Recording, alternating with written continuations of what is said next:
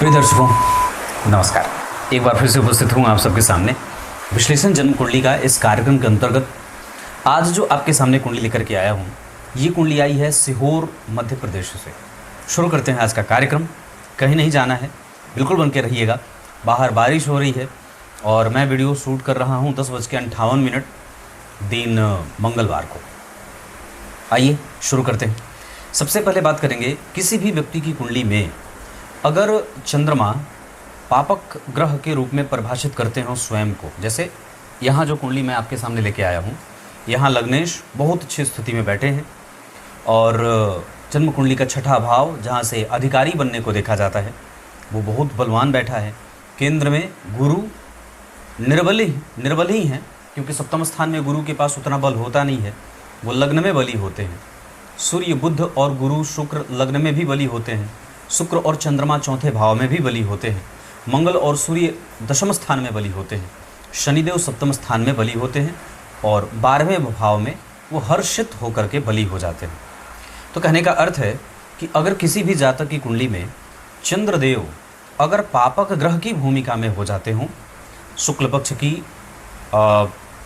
अष्टमी तिथि तक अगर उनका जन्म हुआ है जातक का, या शुक्ल पक्ष के कृष्ण पक्ष के अष्टमी तिथि से लेकर के अष्टमी नवमी तिथि से, अष्टमी ही मान लीजिए, तो शुक्ल पक्ष कृष्ण पक्ष के अष्टमी तिथि से लेकर के और शुक्ल पक्ष के अष्टमी तिथि तक का जिस जातक का जन्म होता है, उसकी कुंडली में चंद्रमा पापक ग्रह होते हैं। और क्रमशः ये इसी क्रम में, ये 15 दिन का जो टोटल क्रम हुआ, इसमें 5-5 दिन का क्रम कम से कम उन्हें कमज़ोर क्षण, मजबूत क्षण और प्रायः बहुत ही साधारण क्षणत्व को दर्शाता है। मतलब कृष्ण पक्ष के दशमी तिथि से लेकर के अमावस्या तक के जो चंद्रमा होंगे वो बहुत ही क्रूर, कमज़ोर और कठोर क्षण माने जाते हैं। मतलब सबसे कमज़ोर चंद्रमा होते हैं। यहाँ चंद्रमा शुक्ल पक्ष के प्रतिपदा के हैं, यहाँ इतने कमज़ोर नहीं माने जाएंगे। लेकिन जब चंद्रमा पापक हो जाते हैं तो व्यक्ति के किसी भी काम में उसका मन निरंतरता से नहीं लगता है। यही नहीं, वो बार बार अपने काम को लेकर के बदलाव में जाते रहता है, या जीवन में उसके साथ ऐसी स्थितियां उत्पन्न हो जाती हैं जिसके कारण उसको बार बार काम बदलना पड़ता है। इस कुंडली का छठा भाव जहां दशम स्थान के अधिपति स्वयं शनि होते हैं और ये वृष लग्न की कुंडली है, उच्च के होकर के षष्ठम स्थान में बैठे हैं, इसका बड़ा ही व्यापक परिणाम जातक के जीवन में देखने को मिलेगा। व्यक्ति जीवन भर दुश्मनों से, शत्रुओं से और अपने जीवन में आने वाली परेशानियों से घिरा रहेगा, पर निश्चित रूप से उसके पास इतना अधिकार होता है कि वो अपने जीवन में आने वाली तमाम परेशानियों से अपने आप को और अपने समाज में उसके निकटस्थ लोगों को मुक्त करता रहता है। उच्च के शनि से व्यक्ति समाज में आदर्शवादी माना जाता है और वो आदर्श होता है, वो प्रेरणा का स्रोत होता है, पर माता से उसके सुख प्रायः कमज़ोर, मातृभूमि से कई बार उन्हें सुख प्रायः कमज़ोर मिलता है। जन्म कुंडली में पुनर्वसु नक्षत्र में जन्मे हैं, इस पे मैंने कार्यक्रम बनाया है। आप मेरे चैनल पे जाइएगा, प्लेलिस्ट खोलिए और वहाँ नक्षत्र फल नाम का प्लेलिस्ट बना हुआ है। आप वहाँ पुनर्वसु नक्षत्र के बारे में जाकर के देखिए। वहाँ मैंने बहुत विस्तार से इस नक्षत्र के बारे में चर्चा की थी और कहा था कि आक के पुष्प का जड़ अगर मिल जाए तो उसको रविवार को अपने गले में या दाहिनी भुजा में धारण करना चाहिए। इतना ही नहीं, ओम अदितये नमः, इसके अधिपति स्वामी देवता सूर्य होते हैं और अदिति इसके जो है वो स्वामी देवता हैं। इस वजह से ओम अदितये नमः इस मंत्र का प्रत्येक दिन व्यक्ति को जप करना चाहिए। आदित्याय नमः नहीं बोल रहा, ओम अदितये नमः बोल रहा हूँ। तो ओम अदितये नमः इस मंत्र का जप प्रत्येक दिन व्यक्ति को करना चाहिए। सूर्य को अर्घ देना चाहिए। अपने घर को सुवासित गुग्गुल, धूप, दीप, गंध आदि से सुवासित रखना चाहिए। प्रत्येक दिन भगवान सूर्य को अर्घ देना चाहिए। पीले पुष्प की माला भगवान सूर्य को अर्पित करनी चाहिए। तांबे का दान करना चाहिए और साथ ही साथ अगर बन पड़े तो सत्यनारायण भगवान की कथा सुननी चाहिए। ये इस नक्षत्र का प्रभाव है। पुनर्वसु नक्षत्र में जन्मे लोग बड़े ही व्यवहारिक, गुणी, सुखी, मतिमान और पदाधिकारी भी होते हैं। साथ ही साथ अगर देवगुरु बृहस्पति की बात करते हैं तो वो सप्तम स्थान में वृश्चिक राशि में बैठे हैं और अष्टम स्थान में केतु भी बैठे हैं। ये जो परेशानी होगी पुनर्वसु नक्षत्र में जन्मे के बाद, अष्टम स्थान में केतु, सप्तम स्थान में देवगुरु बृहस्पति वृश्चिक राशि में वक्री होकर के अनुराधा नक्षत्र में बैठे हैं, जिसका स्वामी भी स्वयं उच्च का होकर के बैठा है। इस वजह से इस कुंडली में स्वास्थ्य से संबंधित समस्या में मासिक, मानसिक और माह का प्रत्येक जो 7 दिन होता है, मतलब प्रत्येक महीने का 7 दिन बड़ा ही कष्टपूर्ण बीतता है। इतना ही नहीं, यहाँ व्यक्ति को बवासीर, पाइल्स जिसे कहते हैं, भगंदर आदि की समस्या भी होती है और पेट में कई प्रकार की गड़बड़ी भी पैदा होते रहती है। इसके अतिरिक्त जब जन्म कुंडली के अष्टम स्थान में केतु होते हैं तो व्यक्ति को आयु अच्छी दे देते हैं। उच्च के शनि व्यक्ति को कर्तव्य का बोध बड़ा बेहतरीन कराते रहते हैं। दशमांसा कुंडली में शनि देव लग्न के अधिपति होते हैं और जा करके एकादशवें भाव में बैठे हैं और लग्न को देख रहे हैं। धन भाव बली है, तृतीय भाव बली है, शुक्र और मंगल के कारण दशम स्थान बली है, लग्न भी बली होगा क्योंकि लग्न पे गुरु की दृष्टि प्राप्त हो रही है।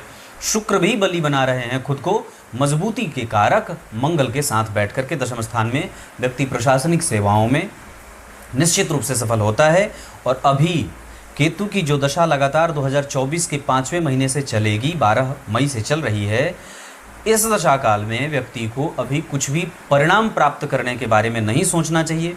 आपकी कुंडली में उच्च के शनि होकर के बैठे हैं, इस वजह से हमें 100% अपने परिणाम को अपने पक्ष में आया हुआ मान करके ही बस उसको यूं हमें अपने माथे पे मुकुट स्वरूप धारण कर लेना है, ऐसा ही सोच करके हमें अपनी तैयारी करनी है। ये कुंडली बहुत बेहतरीन है, बहुत अच्छी है और बहुत मजबूत भी है।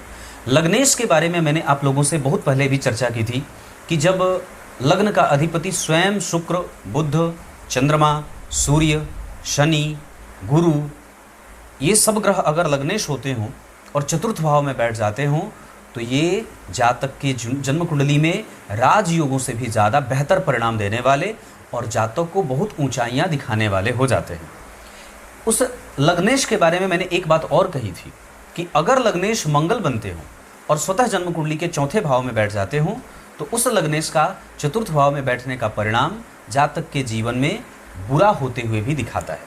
परंतु अगर लग्नेश मंगल के अतिरिक्त और बुध के अतिरिक्त अगर बाकी के अन्य कोई भी ग्रह बनते हों, गुरु, शुक्र, शनि, सूर्य, तो ये बहुत ही अच्छे हो जाते हैं।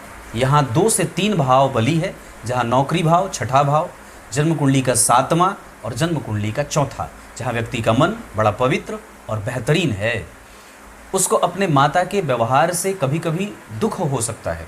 एक बात और है कि जन्म कुंडली का अष्टमेश अगर लग्न को देखे, अष्टमेश अगर लाभ को देखे और अष्टमेश अगर तृतीय के साथ लग्न को देख लेता है तो ऐसी अवस्था में व्यक्ति को उसके पराक्रम का परिणाम 100% मिलता ही है, इसमें कोई संशय नहीं है। बस हमें अपने कर्तव्य के बाद, अपने काम को करने के बाद उससे परिणाम की चिंता से अपने आप को मुक्त कर लेना होता है। इस कुंडली की सबसे अच्छी बात जो है कि जन्म कुंडली के धन भाव में पंचग्रही योग बना है, जहां व्यक्ति का परिणाम बहुत ही मजबूती से मिलता है। अगर हम रेगुलराइज होकर के मेहनत करते हैं तो निश्चित रूप से हमारी सफलता हमारे माथे चढ़ेगी। जन्म कुंडली के द्वितीय भाव के अधिपति द्वितीय भाव में बैठे हैं। मैंने इस पे भी एक कार्यक्रम बनाया था कि किसी भी अवस्था में चाहे पापग्रह के ही चंद्रमा क्यों ना होते हों, अगर धन भाव में बैठ जाते हैं तो ये बहुत ही बेहतरीन परिणाम करते हैं। यहाँ के चंद्रमा को किसी भी प्रकार का कोई दोष नहीं लगता है। तो जन्म कुंडली के द्वितीय भाव में चंद्रमा, सूर्य और मंगल एक साथ परम मित्र, बुध वहाँ पापक ही हो रहे हैं, चंद्रमा भी वहाँ पापक ही हो रहे हैं। तो हमें इस वजह से अपने मन में उठ रहे भाव, अपने मति, अपनी बुद्धि जो बार बार बदल जाती है, बार बार हमारे दिमाग में विचार बदल रहे हैं, बार बार हमारा निर्णय बदल रहा है, बार बार हमारे मित्र बदल रहे हैं और बार बार हमारे काम करने का तरीका बदल रहा है, उस पर हमें काम करने की आवश्यकता है। इतना ही नहीं, कई बार हमारे विचारों में बहुत सारे उद्गार उठ रहे हैं, बहुत सारे प्रश्न बन रहे हैं, जिसका समाधान हमें समय के साथ स्वतः ही मिल जाएगा। उसके लिए किसी के पास जाने की आवश्यकता नहीं है। जन्म कुंडली का दूसरा भाव परिणाम का होता है। आपकी मेहनत करने के बाद आप जो परिणाम प्राप्त करते हैं वो दूसरे भाव से ही देखा जाता है। उसी के अनुसार जन्म कुंडली के पंचम भाव से भी परिणाम देखा जाता है। तो पंचम भाव के अधिपति अपनी राशि में बैठे हैं और पापक ग्रह हो रहे हैं। इस वजह से आपका जो परिणाम है और जो परिणाम का सुख है वो थोड़ा विलंब सही, थोड़ी मेहनत सही पर आवश्यक रूप से प्राप्त हो जाना चाहिए। अभी केतु की दशा चल रही है, इस दशा काल में जितना ज़्यादा हो सके अपने आप को अनुभवी बनाना है। कोई भी आरंभ में कोई भी काम मिल जाए हमें उसे स्वीकार कर लेना चाहिए और अपने आप को, आपकी कुंडली वृष लग्न की है, केंद्र में जितनी राशियाँ बनी हैं ये सारी की सारी राशियाँ स्थिर राशियाँ हैं। नवांश कुंडली के केंद्र में जितनी राशियाँ बनी हैं वो सारी की सारी चर प्रकृति की राशियाँ बनी हैं। तो स्थिर और चर मतलब हमें दोनों के बीच में बहुत ही बेहतरीन संतुलन बनाना होगा। अगर ये संतुलन नहीं बनेगा तो चीज़ें गड़बड़ हो सकती हैं। मतलब हमें ये पता होना चाहिए कि हमें जिस क्षेत्र के लिए परमात्मा ने चुना है और जिस क्षेत्र के लिए हम लगातार प्रयास कर रहे हैं उसमें हमारी सफलता स्थिरता के साथ, धीरता के साथ और गंभीरता के साथ मिलने वाली है। इसमें किसी भी प्रकार का जल्दबाजी प्रवृत्ति को खराब कर सकता है, आपके परिणामों को खराब कर सकता है। जन्म कुंडली में केतु अभी एक्टिव है, इस वजह से, और केतु जन्म कुंडली के अष्टम भाव में बैठे हैं जहां व्यक्ति निरंतर कुछ नया जानने की कोशिश करता है और इस बीच में उससे जो गलती होती है वो ये होती है कि जिस पे उसको सबसे ज़्यादा ध्यान देना चाहिए उस चीज़ से उसका ध्यान भटक जाता है और ऐसी अवस्था में हमारे परिणाम प्रभावित होने लगते हैं। इस कुंडली में जो सबसे अच्छी दशा नौकरी को लेकर के आएगी वो 2024 के अक्टूबर से लेकर के और 2026 के नवंबर तक। अगर इस बीच में नौकरी हो जाती है तो भगवान की बड़ी कृपा है और ऐसा योग चलेगा जहां आप इस दौरान नौकरी में होंगे। अगर इसके बाद नौकरी नहीं होती है तो संभवतः आपको छोटे पद से अपने आप को संतुष्ट करना पड़ेगा। अब यहाँ से आगे बढ़ते हैं। आपकी कुंडली का दशमांसा जो बना है वहाँ पे लग्न मकर राशि का बन रहा है और वहाँ के लग्नेश एकादशवें भाव में बैठे हैं। जिस भाव में बैठे हैं उसका डिस्पोजिटर प्लैनेट मंगल दशम स्थान में दिग्बली है अपने ही राशि के शुक्र के साथ। मंगल और शुक्र का जब एक साथ कॉम्बिनेशन बन जाता है तो व्यक्ति चीज़ों को बहुत ही सलीके से करता है। उसकी ड्राफ्टिंग करना, उसको बहुत अच्छे से सजाना, उसको रेनोवेट करना और बहुत अच्छे तरीके से मैनेज करना, और ऐसे गुण किसी भी तरीके से एक प्रशासनिक अधिकारी में ही देखे जा सकते हैं। इतना ही नहीं, जब जन्म कुंडली के लग्न पे, खास करके दशमांसा कुंडली के लग्न पे अगर गुरु की दृष्टि पड़ जाए, इससे हमको मतलब नहीं है कि वहाँ पे लग्न में कौन सी राशि बनी है, लग्न पे या लग्नेश पे या लग्न पे लग्नेश की दृष्टि पड़ जाए या लग्न पे अगर गुरु की दृष्टि पड़ जाए, जैसे कि आपकी कुंडली में ये दोनों ही सिद्धांत लागू हो रहे हैं, शनि लग्न को देख रहे हैं, गुरु भी लग्न को देख रहे हैं, तो ये अवस्था बहुत ही बेहतरीन हो जाती है। यहाँ पे एक बात और भी जोड़ना आवश्यक होगा कि दशमांसा कुंडली का अगर दशम भाव बली है, बलवान है, एनर्जेटिक है और स्वग्रही किसी ग्रह से आच्छादित है या अपने ही घर के स्वामी से बैठा हुआ है साथ में, और उस पर किसी भी प्रकार से राहु की भी दृष्टि अगर पड़ जाए, जैसे कि पड़ रही है, तो हम इसे खराब नहीं कहेंगे। इसका कारण होगा राहु की दृष्टि जहाँ व्यक्ति के करियर को देर से फ्लरिश करेगी, उसमें व्यवधान आएंगे, उसका काम रुकेगा। पर दशम स्थान पे राहु की दृष्टि उसको इतना बेहतरीन और बब्बर शेर बना देती है कि सामने वाला उसके आगे उसकी कोई हैसियत ही नहीं होती है।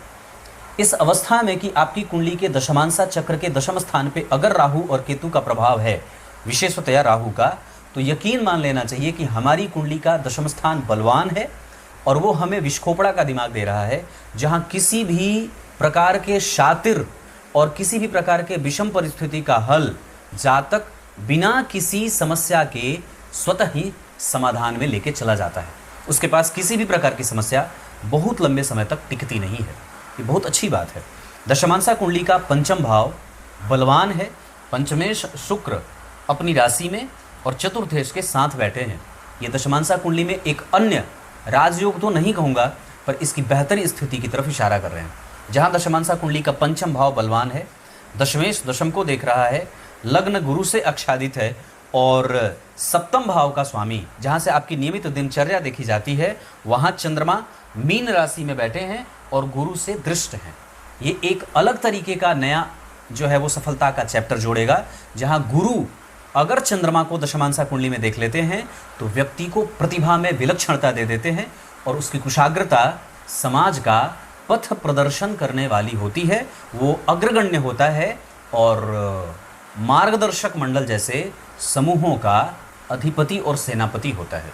मतलब यहाँ पे दशमांसा कुंडली बहुत बेहतरीन बनी है। दशमांसा कुंडली की एक और अच्छी बात जो आपकी कुंडली में देखने को मिल रही है कि दशमांसा कुंडली के लग्न के अधिपति शनि लाभ भाव में बैठे हैं और लग्न कुंडली के लग्नेश दिग्बली होकर के बैठे हैं।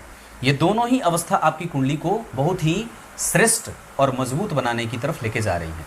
याद रखिए, लग्नेश का केंद्र में या त्रिकोण में बैठना और खास करके धनु लग्न के अतिरिक्त अगर किसी भी वर्ग चार्ट में कोई भी लग्नेश बनते हों, गुरु के अतिरिक्त लग्नेश अगर कोई ग्रह बनता हो और एकादशवें भाव में बैठा हो तो बहुत अच्छा होता है। लग्नेश अगर गुरु बनते हो और एकादशवें भाव में बैठेंगे तो कमजोरी देंगे, लेकिन इसके अतिरिक्त जैसे कि मैंने कहा कोई अन्य ग्रह बनता है तो शनि बनते हैं और शनि लग्न को देख रहे हैं। साथ ही साथ शनि के ठीक पीछे एक स्वग्रही ग्रह बलवान मंगल के साथ बैठा हुआ है और जन्म कुंडली का दूसरा भाव जहाँ से परिणाम देखा जाता है, यहाँ लग्न कुंडली में भी सूर्य और बुध यहीं बैठे हैं, दशमांसा कुंडली में भी सूर्य और बुध यहीं बैठे हैं। लग्न कुंडली का दशम भाव यहाँ का द्वितीय भाव का अधिपति है और लग्न कुंडली का भाग्य भाव यहाँ का लग्नेश हो रहा है। इस अवस्था में कर्म क्षेत्र में भाग्य का सुख, पितरों का आशीर्वाद, पूर्वजों का अभिमान व्यक्ति स्वाभिमान के साथ बढ़ाने वाला ही होता है। इसमें कोई संशय नहीं है कि हमें अपने मेहनत पे विश्वास रखना चाहिए। अंक के आधार पर ये कुंडली 5 अंक के साथ आगे बढ़ेगी। इस कुंडली के लिए रविवार और शुक्रवार का दिन बहुत अच्छा रहेगा। नक्षत्र अनुराधा, चित्रा, पुनर्वसु, मृगशीरा, आर्द्रा और पुष्य, ये नक्षत्र किसी भी काम को करने के लिए अच्छे हैं। रविवार को जब पुष्य नक्षत्र पड़ता हो तो ब्राह्मण को दान करना चाहिए। इतना ही नहीं, सूर्य ग्रहण और अपने जन्म के तिथि के दिन है ना, अपने जन्म शुक्ल पक्ष की प्रतिपदा को आवश्यक रूप से प्रत्येक महीने में किसी ब्राह्मण को आवश्यक रूप से धन धान्य से उसको खुश करना चाहिए।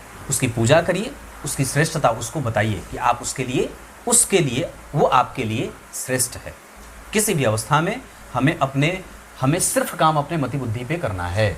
जन्म कुंडली का दूसरा भाव पाराशर ज्योतिष के आधार पे जब किसी भाव में बहुत सारे ग्रह बैठ जाते हैं तो भाव कंफ्यूज होने लगता है। इतना ही नहीं, जैमिनी ज्योतिष का सिद्धांत कहता है कि जब किसी भी भाव में बहुत सारे ग्रह बैठ जाते हैं तो भाव बली हो जाता है। लेकिन यहाँ पे चूंकि जन्म कुंडली के दूसरे भाव में बहुत सारे ग्रह बैठे हैं और सारे के सारे वहाँ पापक ही हो रहे हैं, इस वजह से हमें अपने परिणाम को लेकर के बहुत ही सतर्क और सावधानी से मेहनत करने की आवश्यकता भी होगी। ब्राह्मण की पूजा, सूर्य को अर्घ, ओम अदितये नमः का जप और रविवार के दिन आवश्यक रूप से पुष्य नक्षत्र के दिन या शुक्ल पक्ष की प्रतिपदा को आवश्यक रूप से ब्राह्मण को दान करके अपने मजबूत प्रारब्ध का निर्माण करना चाहिए। कुछ इसी तरीके से आज के अभी केतु की दशा चल रही है, अगर हो सके तो एक लाजवर्त धारण करिए और जो मैंने आक का फूल कहा है उसका जड़ उसको भी धारण करिए। इसके अतिरिक्त जो मंत्र कहा उसका जप करते रहिए। निर्णय आपके पक्ष में ही होता देख रहा हूँ और ये मैंने तय कर दिया है 2026 के नवंबर तक। इसके बाद भी थोड़ा बहुत समय बचेगा, पर अगर 2027 के अप्रैल तक नौकरी नहीं लगती है तो फिर समस्या आ जाएगी और फिर आपको बहुत छोटी नौकरी से भी अपने आप को संतुष्ट करना पड़ सकता है। इस वजह से भगवान मेरी पूरी शुभकामनाएं आपके साथ हैं कि आप निश्चित रूप से सफल हों। कुंडली के ग्रह आपके साथ बैठे हैं। तब तक के लिए बहुत बहुत नमस्कार।